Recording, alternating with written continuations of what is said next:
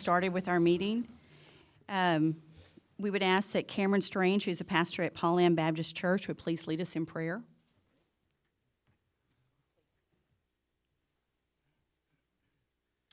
Let's pray together. Father, we are thankful, God, for your love for us and your patience. And God, as we meet today, we just recognize that you're in control, and we recognize that you've put us in places and entrusted us with authority. And so, Father, as we meet, we just pray, Father, that you would allow us to season our words with grace and with wisdom. We pray that you'd give us clarity of thought and communication. And Father, most of all, that you'd be glorified in this meeting, and that you'd have us do what you'd want us to do. And so we submit that to you, Father, and we submit ourselves to you, and we pray all this through our Savior, Jesus Christ. Amen. And Ryan Smith, our commissioner, will lead us in the pledge. Pledge allegiance to the flag of the United States of America and to the republic for which it stands, one nation, under God, indivisible, with liberty and justice for all.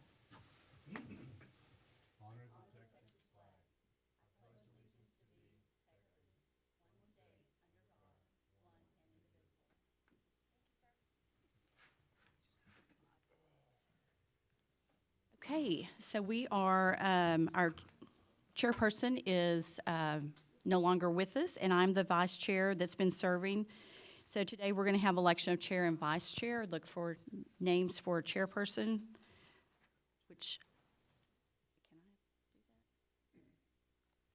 I have a name that I would like to put out there, would be Joe Spano for chairperson. I'd like to nominate Travis Dribbling as chair.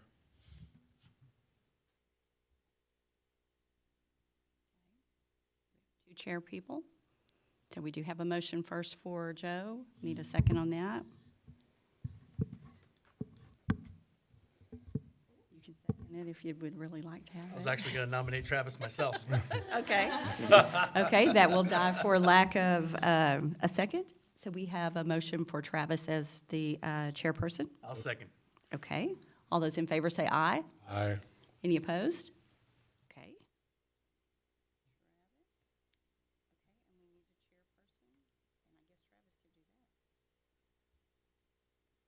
Oh, that was for vice chair? That was for chair. We need a vice chair. Oh, I didn't hear that correctly. I'm sorry, I Nominate- may have said it backwards. I nominate Joe As vice chair? for vice chair. Vice chair. Yeah. I second. All right. All right. We have a motion and a second for Joe as vice chair. All those in favor say aye. Aye. Aye. Okay, great. You want to come down here? Okay. Thank you. Yes.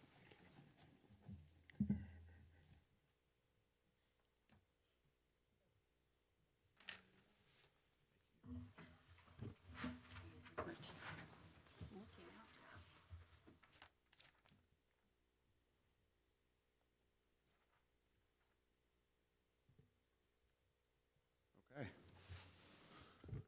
Let's get started. Looks like the consent agenda is first up. The commission may request for a consent agenda item to be moved to the regular agenda for presentation and public comment. Otherwise, the consent agenda will be considered in one vote. Do I have a motion? So moved. Second. Okay. All in favor? Aye. Aye. All opposed? None? Okay, on to the regular agenda. Subdivision plats. Planning Commission has final authority for approval. Appeals may be directed to City Council. Item A is Sturtz addition, Section 1. Do I need to read this whole paragraph? Okay. Public hearing and consideration of a request for approval of a final plat, Sturtz addition, Section 1, and a variance from Section 10.3A2 of the Land Development and Subdivision Ordinance to maintain a minimum paving width of 20 feet in lieu of 30 feet for Abernathy Road, a rural local road, being at 24.793 acres east of Abernathy Road and Mesquite Wood Drive in the city of San Angelo extraterritorial jurisdiction, more specifically being out of the A. Bauman Survey, number 156, abstract number 63. Good morning, Commissioners. Christina Heredia with the Planning Department for the record. pretty much going to repeat what you just said. Sturtz Subdivision, 24.793 acres. This is Abernathy Road, and it also continues down this way. It is located in our ETJ. So this is what the plat will look like. It will be dividing one property into two platted lots. The first lot will be around 23 acres. This is lot 2, and it's a little less than 2 acres. So this here is on the first page of the staff report, but I wanted to show you where the property actually is. It's pretty far outside of the city limits. There is one variance that is being requested from Chapter 10.3A2 of the Land Development and Subdivision Ordinance to allow Abernathy Road to maintain its current width of 20 feet in lieu of the required 30 feet. We are recommending approval of that for several reasons. One, being its location in the ETJ. And then 2, as you can see here, there's a little square right there. They are dedicating land for the right-of-way, so if there is future development out there, the city does have the ability to widen that road if needed. So we are recommending approval. We do not think that the current street width poses a safety risk because there's a low amount of traffic out there. We feel that the existing lot is unique in its shape because even though it's a large subdivision at almost 25 acres, it actually only has about 120 feet of street frontage, and we have no current plans to annex this property. And so we do feel that there could potentially be a hardship if we do require that they pave a 5-foot jog for such a short distance. So we are in favor of approving the variance. So with that said, we are recommending approval of the final plat for Sturtz Subdivision, subject to 4 conditions of approval, and we are recommending approval of the variance from Chapter 10.3A2 to allow Abernathy Road to maintain its 20-foot paving width. These are a summary of the conditions. We request a copy of the tax certificate. We request that they pave 5 additional feet or get the variance approved. They have to contact the floodplain administrator because there's potential that they're in the floodplain, and environmental health because of septic requirements. But I can read the full conditions into the record if you would like. That's perfect. Okay, that's Anyone it. have any questions? Nope. Okay, I'm going to open it up for public comment.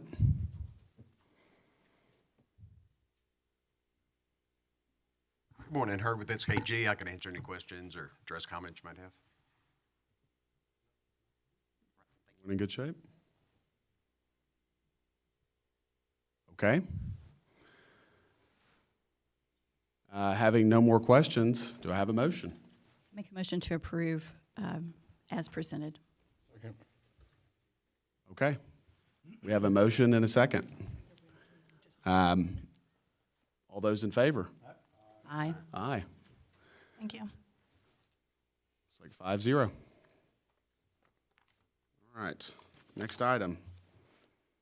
College Hills South Edition, Section 11A. Public hearing and consideration of a request for approval of a final plat, College Hills South Edition, Section 11A, and a variance from Section 10.3A2, the Land Development and Subdivision Ordinance to maintain a minimum paving width of 56 feet in lieu of 64 feet for South College Hills Boulevard Urban Minor Arterial Road, being 5 acres located at 3231 College Hills Boulevard. Good morning, Hillary Bucher, Senior Planner. We're going to go on to College Hill South Edition, Section 11A. I'm sorry, for the record, Conley Brooks has a conflict with this project, so he has stepped down and out of the room. Okay. So we will proceed. This is located at the northwest corner of South College Hills Boulevard and Vista Del Arroyo Drive. RS1 and CN zoning split. Neighborhood center is the Flu. SMD number 6, Billy DeWitt Sunset Neighborhood.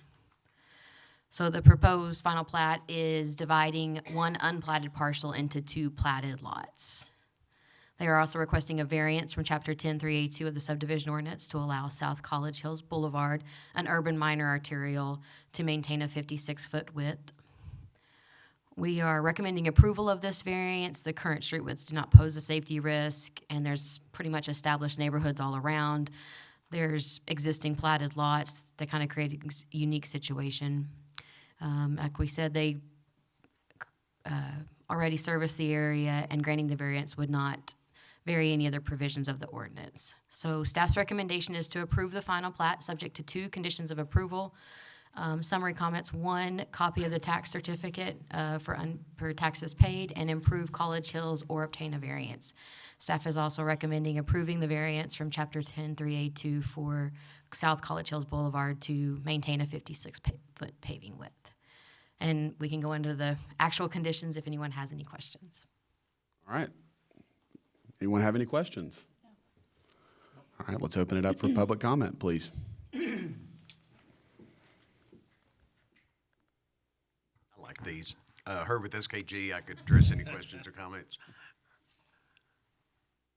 This was the one actually tabled from the last meeting when we didn't have a quorum to get it approved.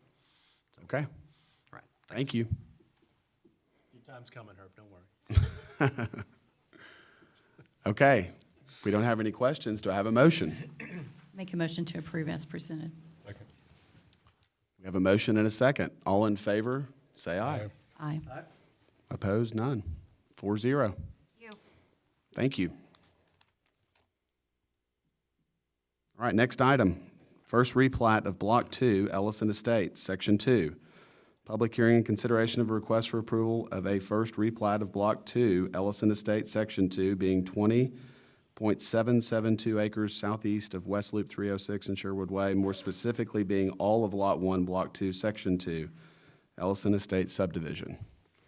Again, Hillary Bucher. We are looking at Ellison Estates, Section 2, first replat of Block 2. It's 22.772 acres. It's about a quarter of a mile southeast of Loop 306 and Sherwood Way.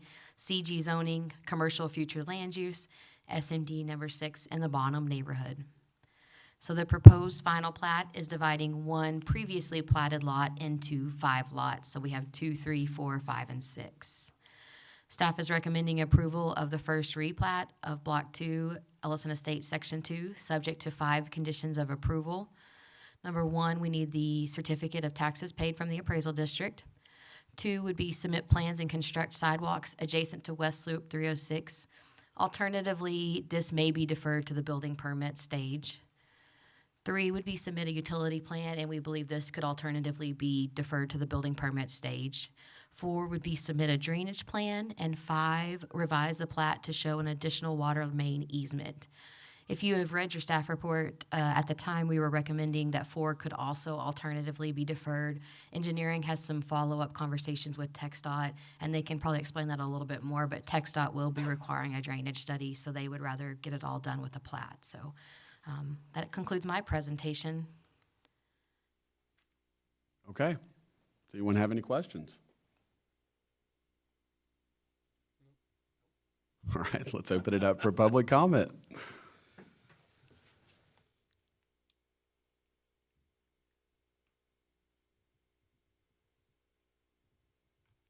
Good morning, Russell with SKG Engineering. We would request to, as presented by Hillary, to defer all of these to the construction phase.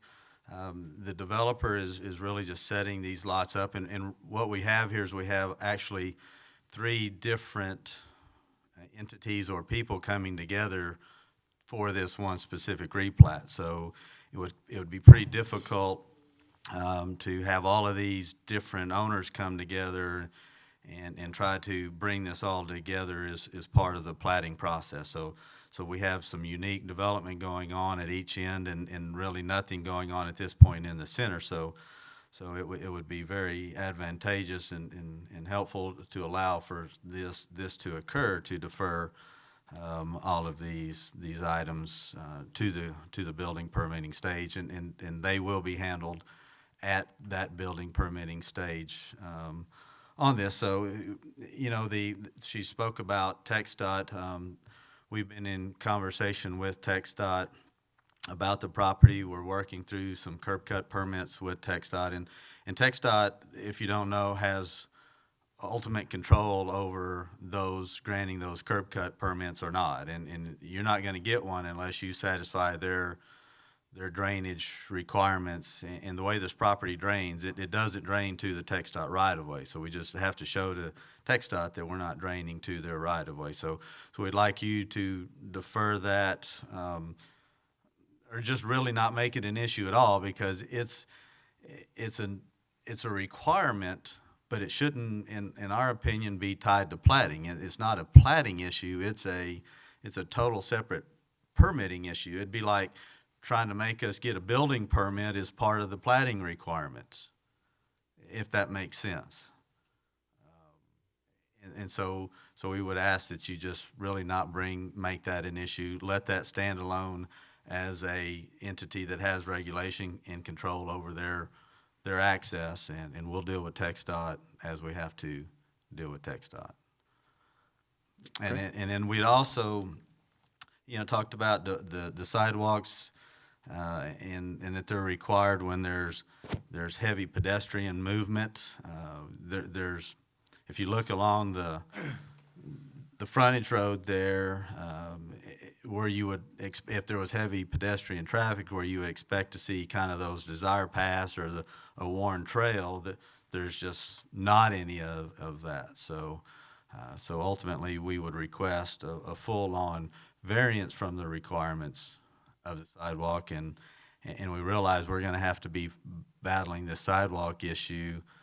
If you grant the variance, we're going to have to deal with it with staff on the building permitting side, because as part of a building permit, they can ask for a sidewalk. So we've kind of have to deal with the sidewalk issue on down the road if we can get a variance out of you guys. So I'd be happy to answer any questions.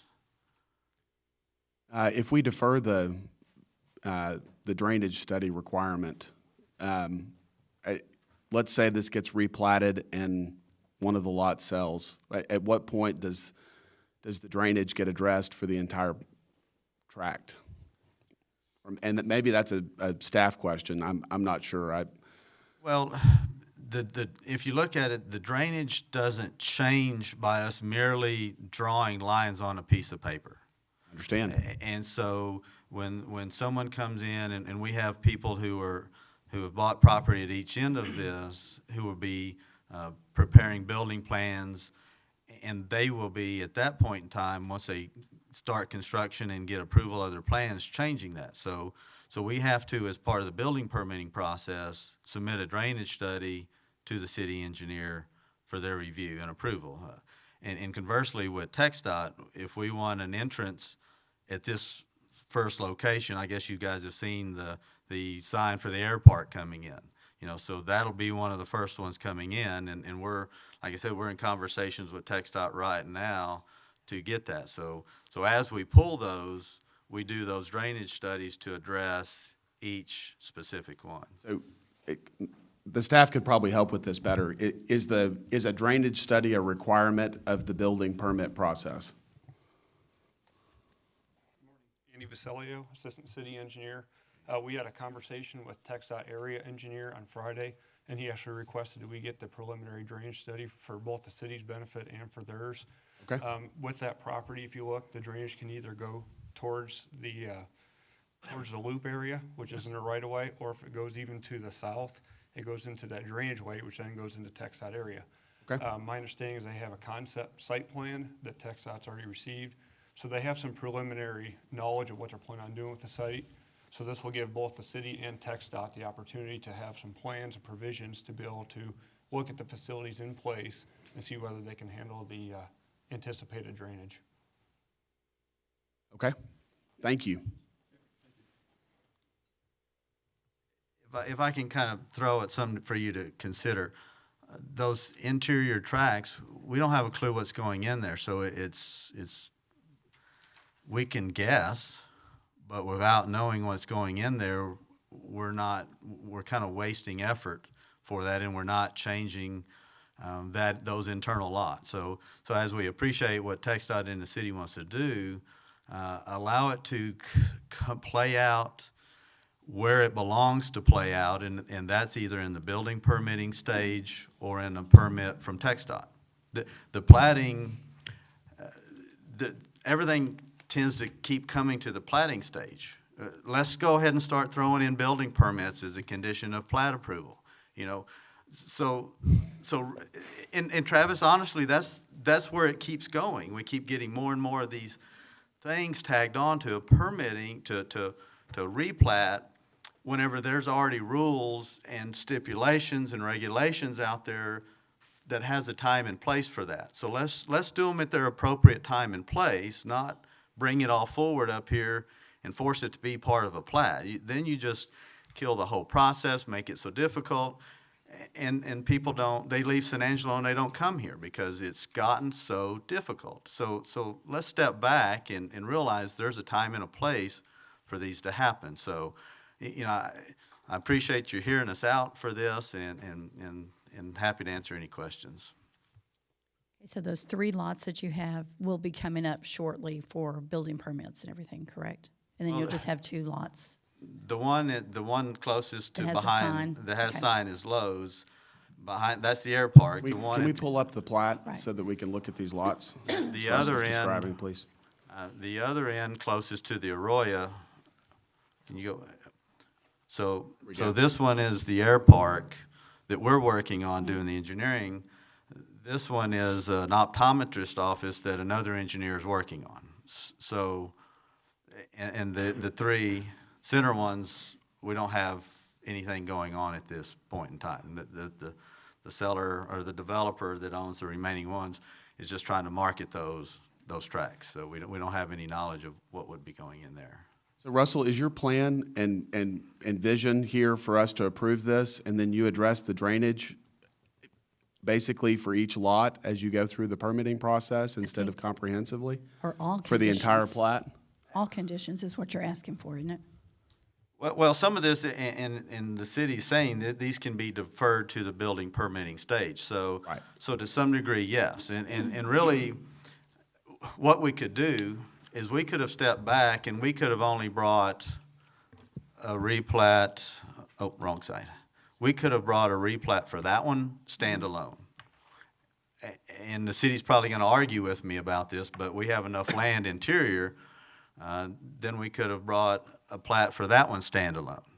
Okay. But we tried to just be efficient here and bring it all together at one time and just do it once as opposed to 5 times. And so we don't want all these conditions stacked on us that really are truly addressed through TxDOT when we want a curb cut, because TxDOT controls, and we're not gonna get a curb cut permit until TxDOT is satisfied. Trust me, I know that. And then the other stuff Didn't the is, city gentleman just tell us that TxDOT's requiring a drainage study of some sort for their approval, or you're right, TxDOT is saying they want a drainage study. And so we have to satisfy TxDOT So with why a couldn't you- drainage study. why couldn't you just provide that to the city as part of this process? They want it for all 5 or 6 lots. Why make it a condition when it's already a condition? So you just keep compounding these things. Let us get our plat filed. We just want to draw some lines and create some lots by a plat. Okay. Don't pile all this other stuff on there that comes whenever we get ready to build and develop the lots. It's regulation on top of regulation on top of regulation. If you guys are all for that, then man, we need to have a discussion. But let us go and address each of these where they belong to be addressed. Let's not solve it all at the platting stage, because, like I said, let's include we got to have a building permit before we can get the plat approved. That's kind of the direction it's going. So let's step back, please, and take a realistic look at it. Does anyone else have questions for Russell? Thank you very much. Okay, thanks, Russell.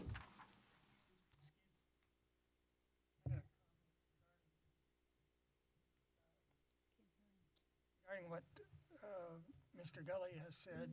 Yes, sir. And what you're considering. The plat has to be approved by the Director of Public Works.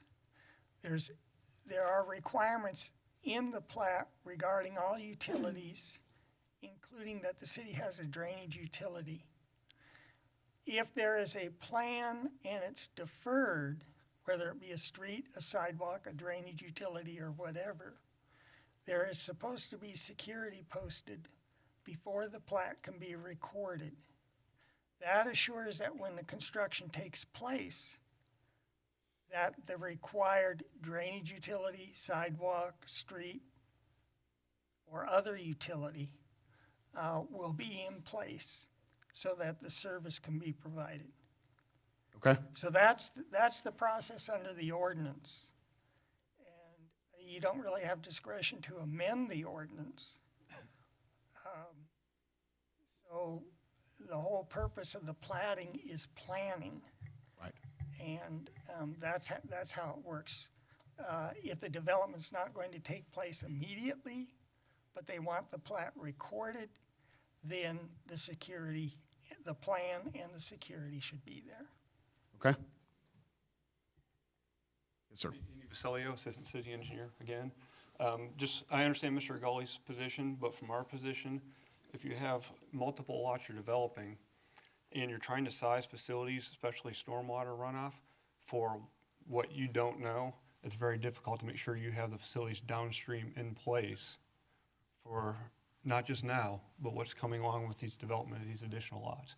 So that's why with our discussion with TxDOT, that we're requesting for this preliminary drainage study, so that way we can have from a concept level and make sure any facilities that TxDOT may either have to accommodate for or to improve, that we know ahead of the game rather than trying to get 2 or 3 lots into the development and then realize, oops, we don't have facilities sized large enough to handle the anticipated drainage. Right.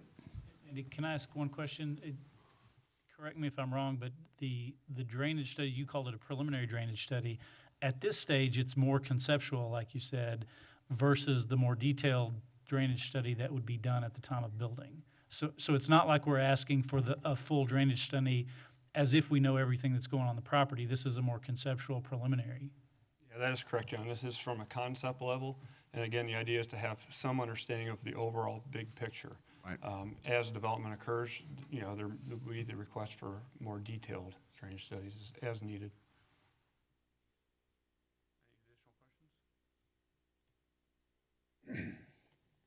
I have one for Mr. Gully.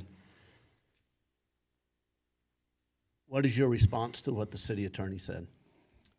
He's correct if you have some improvements to make. So if we were cutting in a street, yes, we would have to make that improvement or bond it or financially guarantee it and have the performance guarantee in place.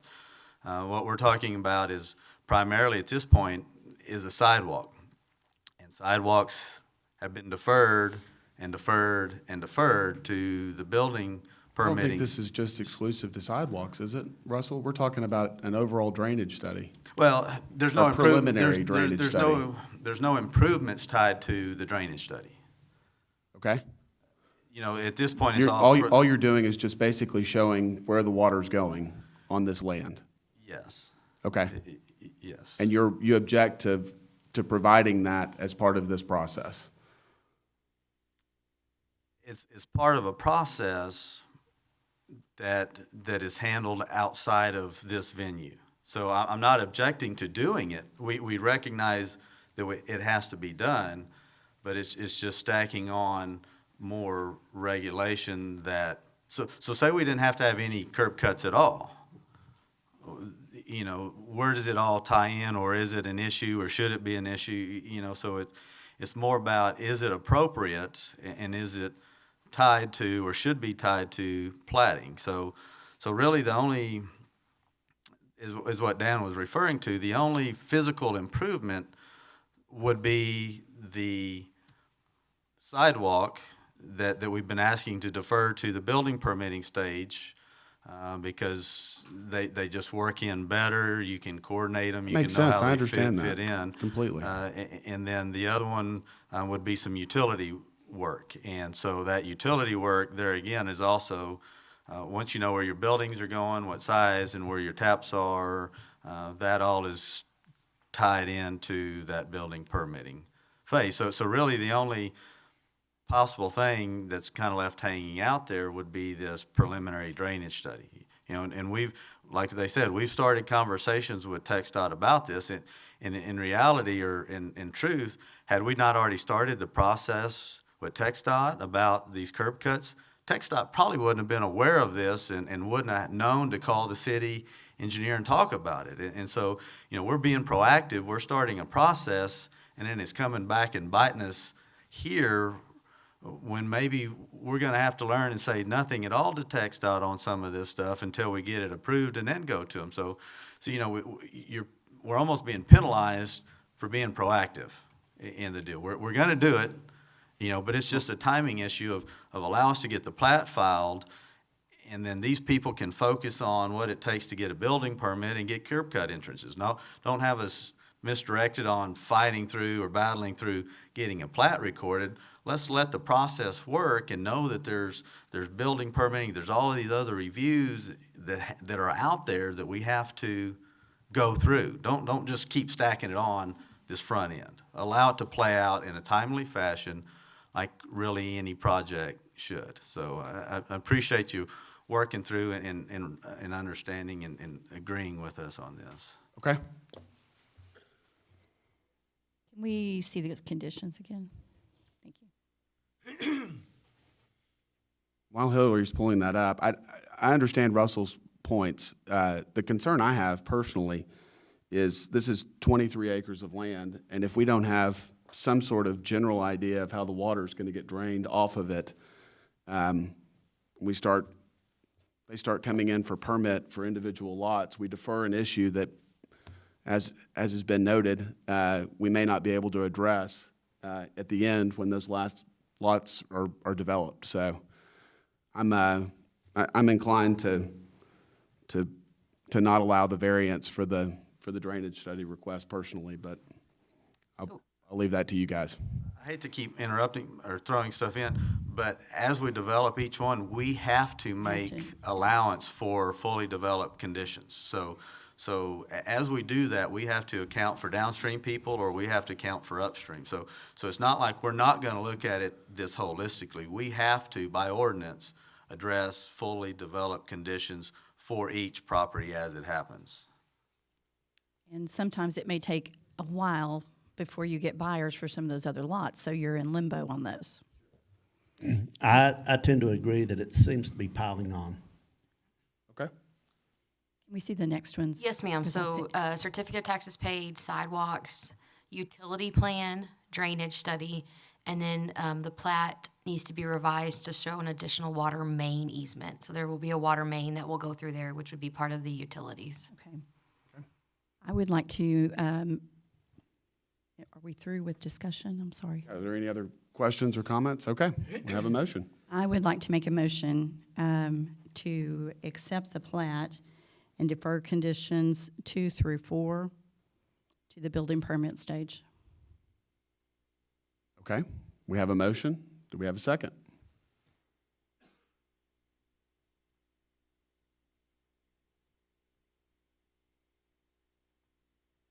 I see the second condition. Yes, sir. The sidewalk condition. Sidewalks. And they're already offering to defer that. So that, would this help eliminate the problems if we, Absolutely. okay, then I agree. I second the motion. Okay, we have a motion and a second. All in favor? Aye. Oh, yeah. So your motion basically, Is to accept the plat right? and to They want to defer the sidewalks? defer the conditions 2, 3, and 4 Permitting. until the permit stage. So it's the staff recommendation with the addition of deferring the drainage study. Right. Okay, so we have a motion and a second. All in favor? Aye. Okay, all opposed? Aye. Aye. Okay, that one failed.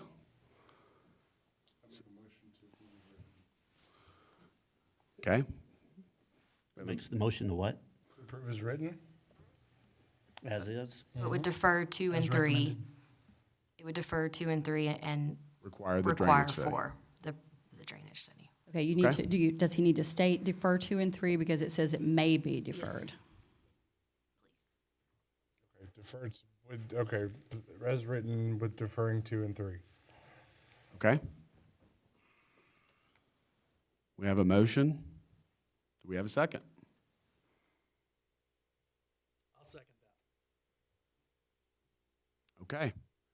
We have a motion and a second. All in favor, say aye. Aye. Aye. All opposed? Aye. Okay, motion passes. Thank you. All right. Next item.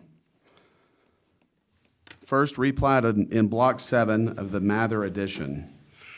Public hearing and consideration of a request for approval of a first replat in Block 7, Mather addition, and a variance from Section 10-3A2 of the Land Development and Subdivision Ordinance to maintain a minimum pavement width of 36 feet in lieu of 40, and no sidewalk for West 32nd Street, an urban local road, being .76 acres southwest of North Chadbourne Street and 32nd Street, more specifically being Block 7, Mather addition. Morning, Mr. Planning Fisher. Commissioners. Jeff Fisher, Senior Planner with the City of San Angelo. This is the first replat in Block 7, Mather Edition, at 0.760 acres southwest of West 32nd Street in North Chadbourne. The properties are zoned RS1. So as you can see here, this lot will be replatted into 3 lots for single-family housing. SMD number 2, Tom Thompson's district in the Riverside neighborhood. There's the lot configurations. Each lot's going to be 52.9 feet wide by 208.7 feet long, so it complies with the RS1 zoning. In addition to the plat, the applicant has requested one variance from the subdivision ordinance to allow an existing 36-foot paving width and no sidewalk. Under the ordinance, you either have to have a 40-foot paving width for a local road or 36 feet with a 4-foot sidewalk. So this is to allow the existing 36 and no sidewalk. Staff recommendation is to approve the first replat in Block 7, Mather Edition, and to approve the variance from Chapter 10-3A2 of the subdivision ordinance to allow West 32nd Street, an urban local road, to maintain a 36-foot pavement width and no sidewalk in lieu of 40 feet and no sidewalk, or 36 feet with a 4-foot sidewalk. Our rationale to approve the variance. We don't believe it's detrimental to public safety to maintain the 36 feet as it is. The subject property is surrounded by developed land all the way from Grape Creek to Chadbourne. It's already 36, so if we were to require them to pave an extra 2 feet, you'd get an irregular jog in the road. Could be dangerous to motorists. Number 2, the uniqueness test. We believe this is a unique situation and therefore support the variance. As mentioned, all of that properties along between Grape Creek and Chadbourne are already 36 feet without a sidewalk, so this is a unique case. 3, we believe a hardship would be created if we made them pave the additional 2 feet. They'd have to rip up the existing curb that's already there. And 4th, the proposed variance would not alter any other development standards in the zoning or the subdivision ordinances. So for these reasons, staff recommends approval of the first replat, Block 7, Mather Edition, and approval of the variance from Chapter 10-3A2 of the subdivision ordinance to allow West 32nd Street, an urban local street, to maintain a 36-foot paving width and no sidewalk. Any questions or comments? Have any questions for Mr. Fisher? No. All right, let's open it up for public comment.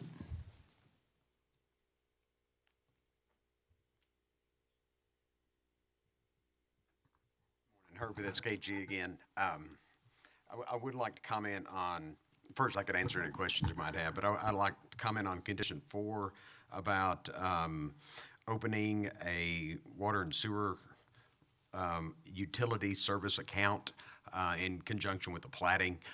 These are just going to be residential lots. They're going to be building houses on them, and that's something you typically do at the building permit process. So to avoid having to go through conveyance of the account name 2 or 3 times, I'd like to have condition 4 deferred to the building permit process.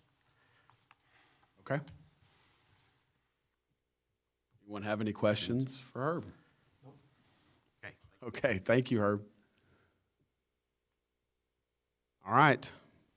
Make a motion to approve with the deferment of number 4. Second. We have a motion and a second. All in favor, say aye. Aye. Aye. Aye. Terry? Did. That's a 5-0.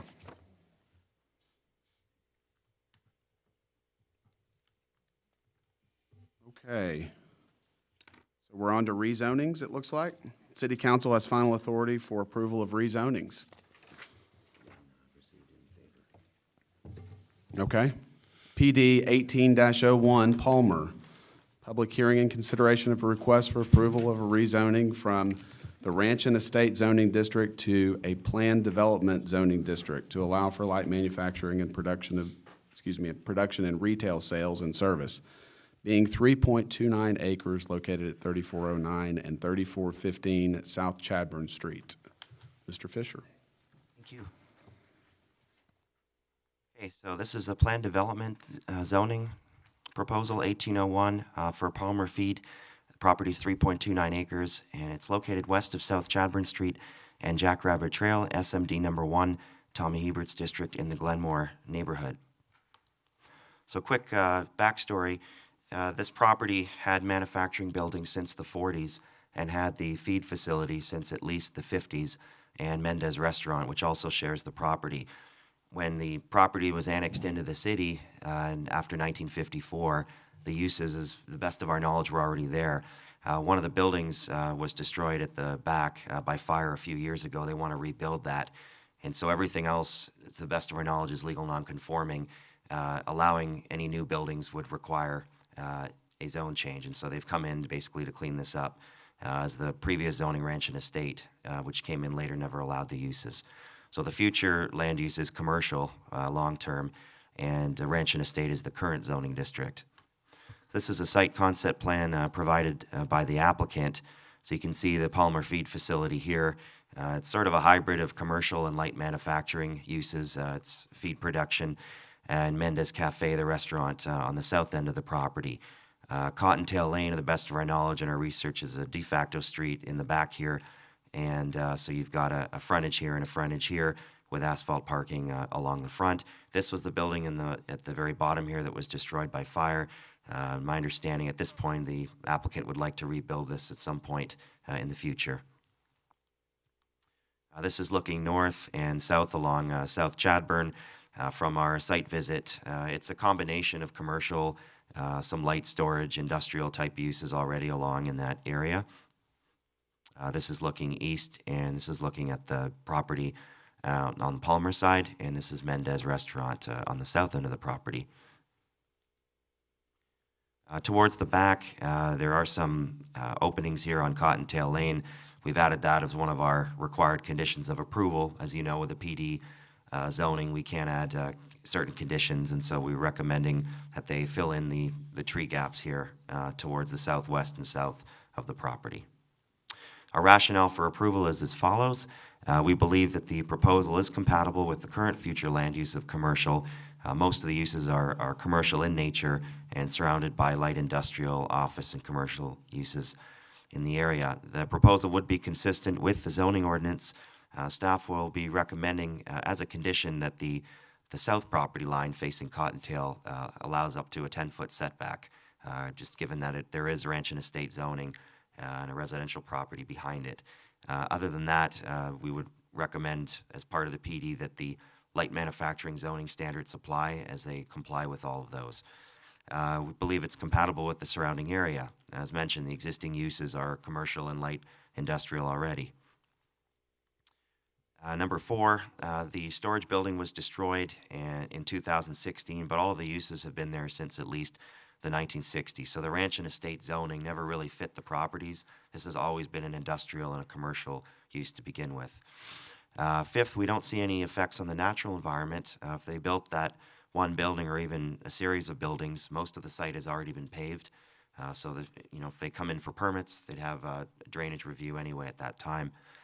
We believe there's a community need from talking to the applicant. They'll be here for any more questions you may have. As mentioned, both businesses have served the local community and provide employment to San Angelo workers and residents. And finally, number 7, development patterns. There wouldn't be any changes there. Chadbourne Street is an arterial road, would accommodate the traffic. The trucks and things would come in off of Chadbourne. 8 notices were mailed out. I've provided you the one notice in favor of the owner behind here, and none in opposition.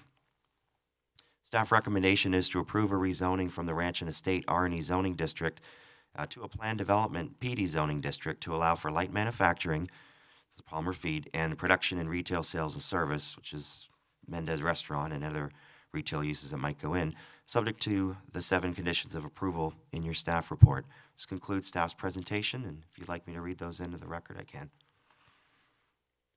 I don't think you need to read them in, but if you could pull them up so we could look at them, I would appreciate it. Perfect. All right, you guys have any questions for Mr. Fisher? Just one thing to add, these conditions of approval have been run by the applicant, and he's in agreement with all of the conditions of approval. Okay. Have any public comment?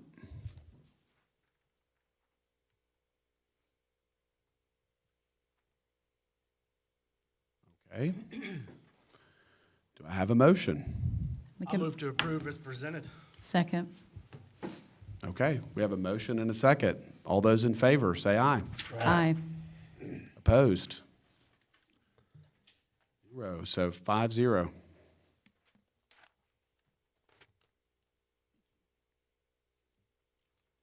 All right, next item, Z 18-05, Langdon. Public hearing and consideration of request for approval of a rezoning from the general commercial and general commercial heavy commercial zoning districts to the general commercial zoning district, being 6.89 acres located at 4102, 4106, and 4110 Sunset Drive. Hillary Bucher, Senior Hillary. Planner. We're moving on to Z 1805 Langdon. As you said, it's 6.89 acres. It's between the intersections of Wellington Street and Sunset. So if you kind of know that neighborhood, that street wraps back around. So it's in between those two. It's CG, CH, and CG zoning currently. The commercial flu exists on the whole property. SMD number 6, Billy DeWitt, Sunset neighborhood. So you can see the first is the future land use of commercial. The second one shows the zoning being split. It's kind of a weird split right down the middle of the buildings. They're looking at a proposed tenant, which would not be allowed in CGCH. So they are asking to go to strictly CG for their whole property. So this is their current property. It's Heroes Fitness, and the end was at one point Hancock Fabrics, which is now a vacant retail space.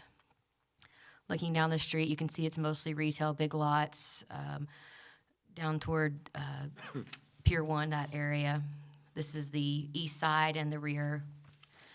So they are compatible with the future land use. The existing and proposed land uses will fit within CG. It's a mixed area, but mostly commercial. The initially anticipated heavier use never really developed in that area, and we don't see any negative effects. So there's no demonstrated need for that heavy commercial. An existing commercial development pattern along Sunset kind of go with this. So we mailed 8 notices on February 28th, and we've received 0 in favor and 0 in opposition. I've heard from a couple of them, but none of them wanted to submit anything. They were good with it. So staff is recommending approval of the rezoning from general commercial, heavy commercial, CGCH, and general commercial zoning districts to the general commercial zoning district on the 3 addresses, 4110, 4106, and 4102 Sunset Drive. Y'all have any questions? Any questions? All right, public comment.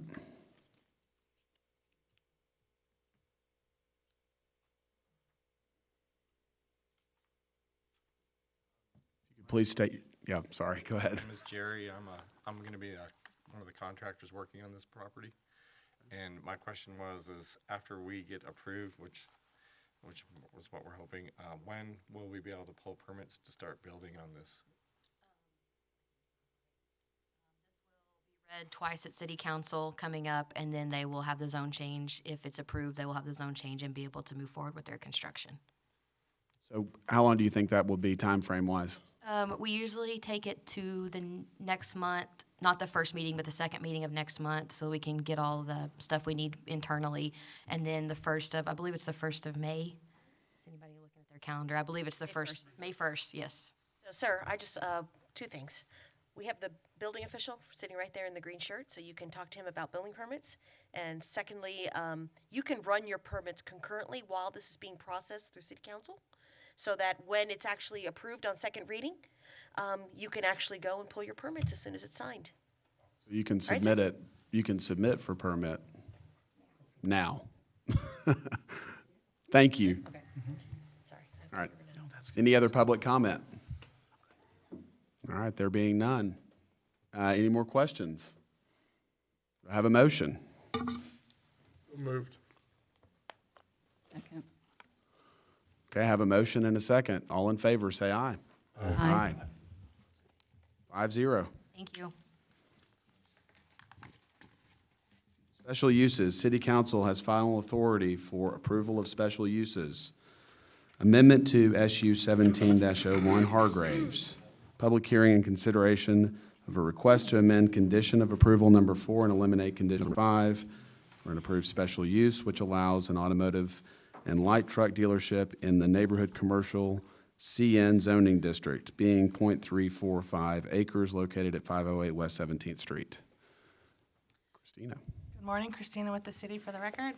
So this is a property that is located on the corner of Bryant and West 17th Street. It is .345 acres, single member district number 4 in the Blackshear neighborhood. This was a case that was seen last spring for you guys, where it was a zone change from residential to neighborhood commercial, and then a special use on top of that to allow for an automotive dealership. The future land use is transitional, and the zoning is now neighborhood center. So this is, I couldn't get it all in one photograph, but basically this is just the left and the right view of the property. There is a new curb cut right here, and then this is all vacant, and then directly is a residential house, which you can see here. This building is on the property that we're discussing today, and it is going to be demolished at some point. So, when this was originally approved, it had 14 conditions of approval. I am here today to talk about amending one of those and removing another one. The first one, the applicant has requested that we amend. Currently, it requires that he plant trees along both Bryant and West 17th Street to provide a little bit of coverage from the inventory. However, he has requested that due to the potential for debris to fall on the cars, that we exchange trees for shrubbery. I spoke to someone who is more familiar with landscaping than I am, and we have requested that the shrubs do best in groups of 3, so that's why that's an odd number at 9. And then the second condition is, originally we had requested that no access be off of West 17th Street to protect the residents from heavy traffic pulling in and out. However, TxDOT has denied a curb cut on North Bryant due to some the distances required for stopping. They don't feel that the distance is great enough, so that TxDOT has denied that. So we are asking to remove condition number 5 to allow the applicant to access his driveway off of West 17th Street. I sent out 28 notices and have received 0 in favor and 0 in opposition. We are recommending approval of the amendment to SU 1701 to remove condition number 4, and to amend condition number 4, remove condition number 5, which will leave him now with 13 conditions of approval.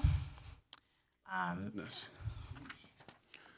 That's a lot of conditions. So these are the summary of the conditions, and as you can see here on number 4, 2 trees has been replaced with 9 shrubs, and then number 5 will be eliminated in entirety. That is my presentation. Do you have any questions for me? Okay. Any questions for Christina? No. All right.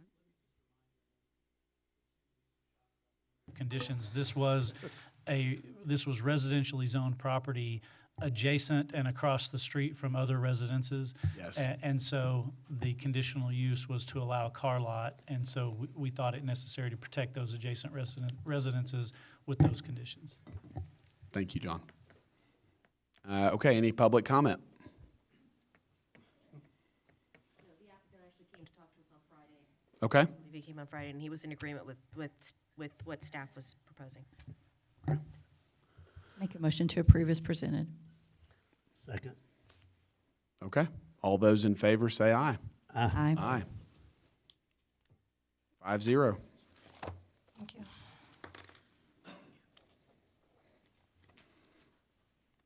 All right, text amendments. City Council has final authority for approval of text amendments. A, public hearing and consideration of a text amendment to Chapter 12, Exhibit A, Zoning Ordinance, Article 3, Section 310.e, Section 315.h.3.c, and Article 4, Section 411, reclassifying the use of game hall under indoor entertainment, retail sales, and services, and removing it as an individual use category.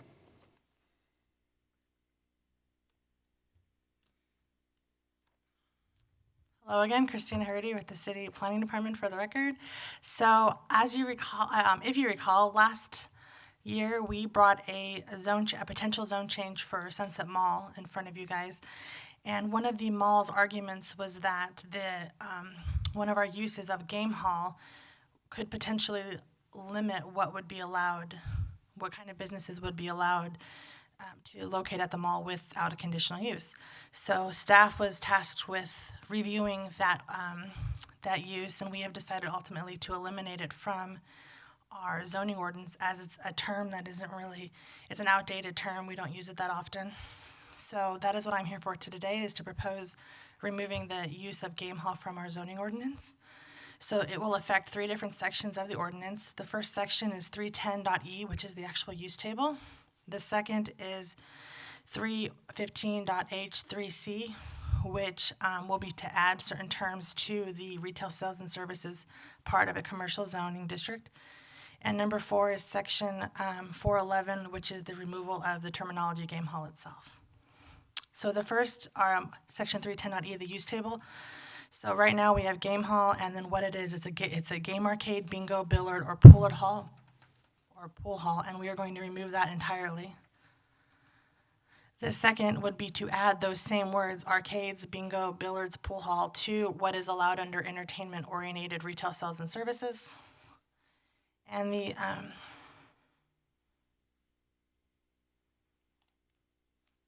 I'm missing a few slides, I'm sorry. What is not shown is removing the terminology from section 411, which states that you can't have it near a school. And since we're no longer using it, it no longer needs to be stated that we won't have them near a school. So with that said, we are recommending approval of the text amendment to the zoning ordinance, Article 3, Section 310E, and Section 315H3C, and Article 4, Section 411. And that is my presentation. Okay. Could you roll back one slide, please? So bingo parlors are part of this discussion in a broad category of game halls. Okay. We currently have one bingo establishment in the city, and it is zoned planned development. Okay. Strike Rich, and so we feel that since we only have the one, and if it ever did come up again, we could always accommodate it in such a fashion. Okay. We do have 2 billiards halls. One does have a conditional use, Facetti's, and one does not, which is Gizenhum's. So by removing this thing from it, we actually bring one of those into compliance. Okay. And the only arcade we have is located inside the mall. Right. So one of the established businesses will be in non-compliance, is that what you just said? Currently, we have one billiards hall that is in non-compliance. By eliminating game hall, it will now be in compliance. Okay. What makes it non-compliant currently today? What? Because it does not have a conditional use in place.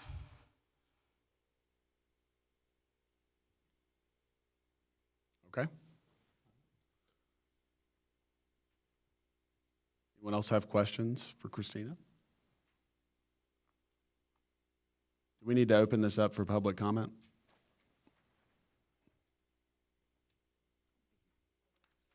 She's not listening. I'm sorry, I don't know what you're asking me. She's not listening.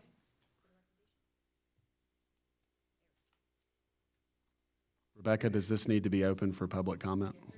Okay. Do we have any public comment?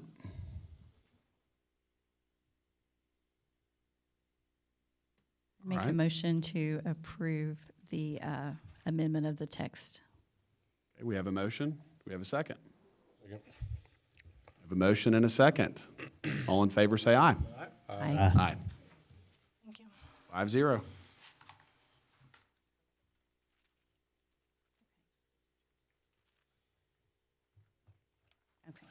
Okay.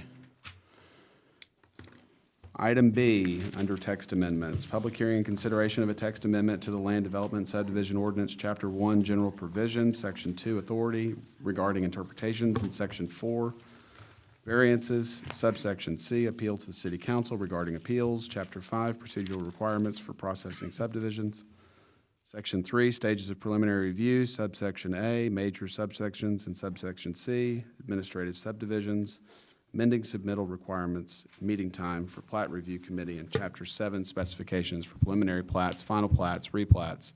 Section 1, preliminary plat, and Section 2, final plat, amending submittal requirements. Good morning, Rebecca Garrett, Planning Manager. What you have before you is the first of 3 subdivision text amendments that we'll be bringing forward to you. This is the easiest and the simplest of the changes we'll be bringing forward. That's not the reason I'm the one that's bringing it before you, but this is the reason why it's the first one. Some of these are cleanups, some of these are to make the process easier, and quite frankly, some of these are just to make things easier to understand. So with that said, I've provided copies in front of you of the actual text to not cloud up the PowerPoint, so if you have specific questions, you should be able to refer to this one that's got the city logo on it. All right, so let's go ahead and get started. There are going to be changes to 3 different chapters in the subdivision ordinance. Chapter 1's changes include allowing interpretations to be made by the planning director with appeals to city council. Today, if someone were to appeal or were to ask for an interpretation of what's in the subdivision ordinance, they'd have to go all the way to city council first. And so what we're proposing is, let's make a stop first at planning director to see if he can resolve the issue and give you an interpretation on the subdivision ordinance. And then if you disagree with that interpretation, you can appeal it to city council. So it just gives them a faster route to be able to get an answer and still allows them to go to city council if they disagree with that interpretation. So the second one, to chapter 1, will be permitting the planning director or the director of public works to appeal plats to city council. Today, the planning director and the Public Works Director can appeal variances. This was an omission on my part when I had brought the ordinance before you earlier. I just did not include plats as well. That was always the intent of staff, to be able to appeal plats and plat variances. It doesn't make sense to not be able to do both. So this is just a cleanup on my part that I missed. And so that concludes the changes to chapter 1. There is one other cleanup that includes the words Planning Commission for variances. That's just a cleanup in the wording of that section. All right, so for chapter 5, there are 3 changes being proposed. The first is to eliminate the requirement to submit 13 copies of a plat to the planning department. We basically only use 1 or 2, so there's no reason why somebody has to be submitting 13 paper copies. So what we've included is information to just submit a copy. And the beauty of writing it as just a copy is that now someone can submit it electronically or literally just bring in 1 paper copy along with their application. So we think this is a huge cleanup for that section, which quite frankly is outdated. We don't need 13 copies anymore. The second one is directing applicants to submit for submittal deadlines on the planning department's website. What we've done is now, and we've done this for a while, in that submittal window to submit plats in tandem with the state statute's requirement that a plat once submitted must have a decision within 30 days or action has to be taken. This is consistent with state requirements. So we're already posting those submittal deadlines on there. There's no reason to be stating it here in the subdivision ordinance when sometimes those dates may have to change because of holidays. And we've moved a date for planning commission. So this is just look on the website for those dates, and we also have a copy in our offices of when those submittal deadlines are as well. And the last one is deleting the meeting time for the plat review committee. They don't meet, they meet every week, but they don't meet once a month anymore. So we have so many plat committee meetings that it doesn't make sense for us to list it in the subdivision ordinance. So we're deleting it altogether. This is another cleanup item. So those are the 3 changes that are in chapter 5. And then the last chapter that's being amended is chapter 7. That's that section right towards the end of the subdivision ordinance that has that laundry list of things you have to put on a plat and the signature blocks that are on it. We have a checklist that we hand folks anyway that's available online or that they can come in and pick up at the office.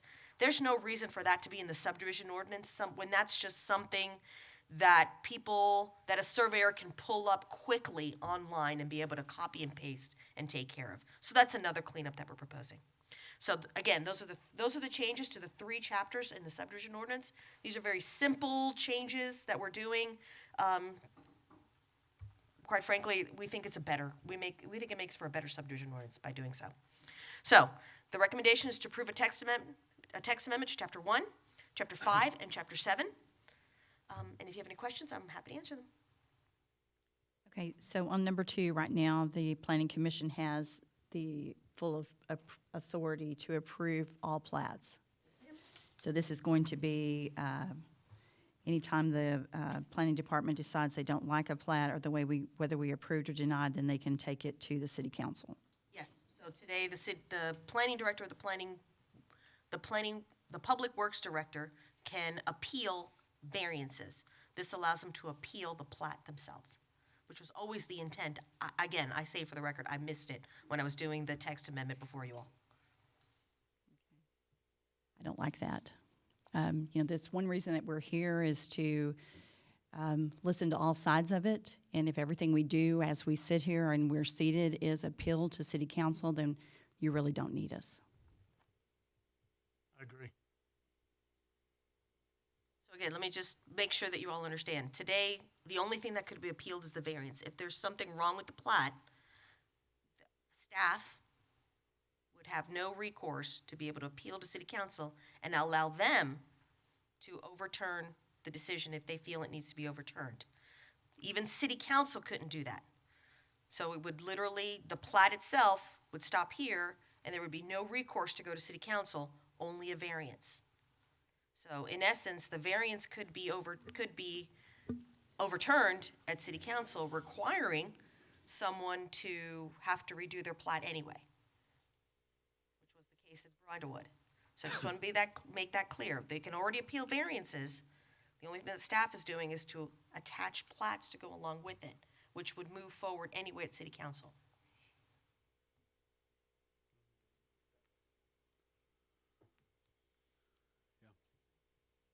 Pretty much an advisory board at this point anyway. Yeah. So, I agree, it takes the last of what little authority, if any, we had away from us. But I'll leave it to you guys.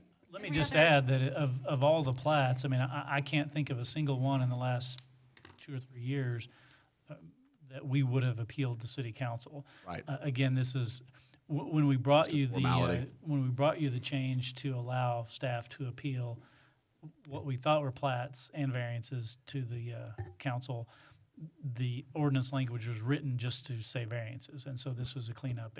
If that doesn't make you comfortable, you can always remove that from your recommendation on your motion, but that's kind of the logic behind it. And just as a reminder, the developer or the applicant always has the ability to appeal to council anyway. So if they don't agree, One side has the right. why not the other?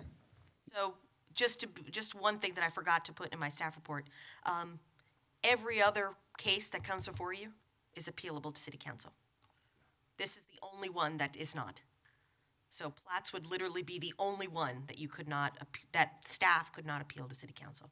So that's, on our part, that's a cleanup. Like I said, it was meant to be put in there, it just was not. Okay.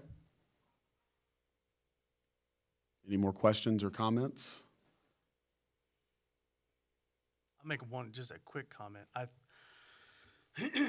think a lot of this language getting cleaned up makes things a lot easier, and I think that we've had discussions, at least in the last few years that I've been up here, that we needed to speed up the process and make it very, to be more accessible, to be more transparent, and to be, quite frankly, faster than we have been in the past for the customer, right? So the only reason why we're up here is for the customer, for the citizen.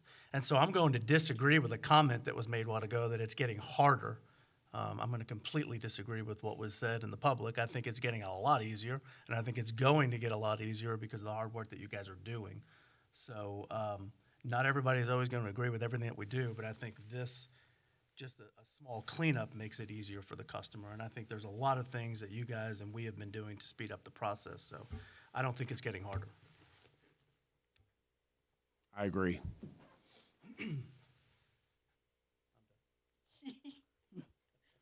Okay, we need to open this for public comment. Anyone out there would have something to say about what's been offered up here? Come on, Herb. Okay, so do we have a motion on the item before us?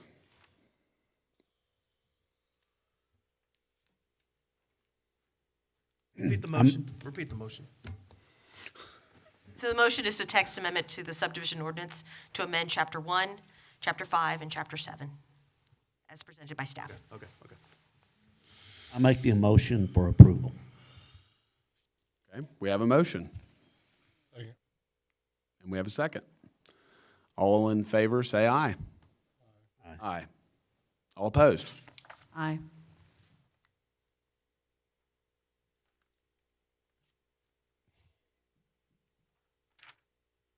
Aye, I'm opposed. You're opposed. Okay, so 3-2.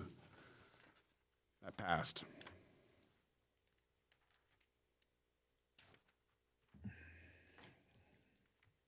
Okay, director's reports, the next item. I have a few things for you. We discussed this partly, but just for your benefit and the public's, all of these zoning-related cases will be going to the April 17th City Council meeting on our regular schedule.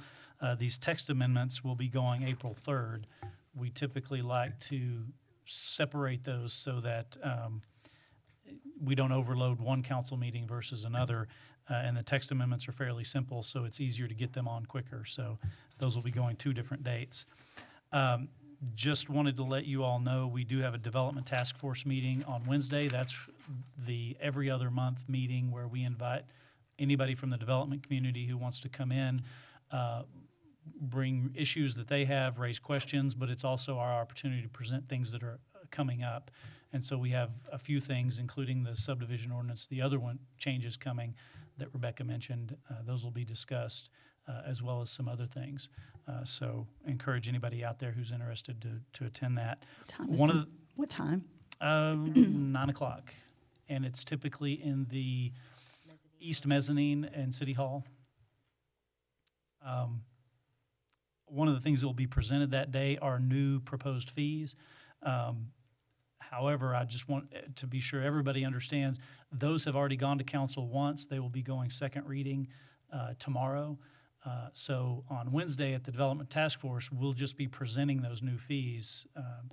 So if anyone has any concerns or wants to raise questions or find out more about those, tomorrow's your opportunity to speak to City Council about those. I should add, at least 2 or 3 of those fees are actually fee reductions, so they're not all increasing fees.